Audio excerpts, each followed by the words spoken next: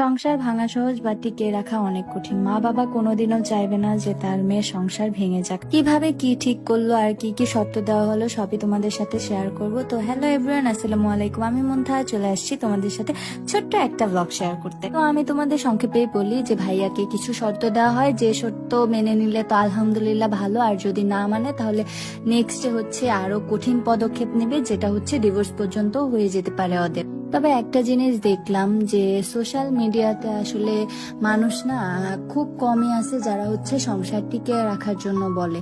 বেশিরভাগই মানুষ চায় যে সংসার ভেঙে যাক। এরকমটা কেন যে আমি বুঝি না। সংসার ভাঙা তো অনেক কঠিন, বাট একটা সংসার টিকিয়ে রাখা, বাচ্চাটার মুখের দিক টিকিয়ে রেখে সংসার করা না খুব কম জনই পারে।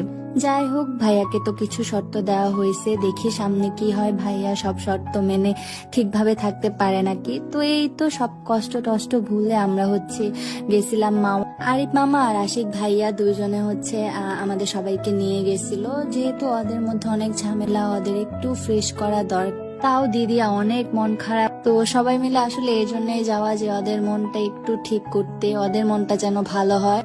আর এইবার দেখলাম ওইখানে শীত পড়ে গেছে ভাই, বিশ্বাস করো এত কুয়াশা ওইখানে যে আমার ঠান্ডা লেগে গেছে। মানে আমার তো এমনিই ঠান্ডা সমস্যা, তার মধ্যে ওইখানে হচ্ছে একটু একটু শীত, আমার তো আরো ঠান্ডা মানে লেগে গেছে। আর ওদের মুখ দেখে বুঝতে পারবা যে ওদের মন খারাপ। দুইজন থেকেও মনে হয় যে নেই এরকম। আর এইখানে হচ্ছে লুচি আর হচ্ছে এত বড় বড় মাছ দুইটা। আমাদের টেবিলে হচ্ছে একটা মাছ আর ওদের টেবিলে একটা মাছ। আমরা এরকম ভাগ ভাগ করে নিছিলাম, যে ভাগ ভাগ করে আর কি বসছিলাম। আর মোটামুটি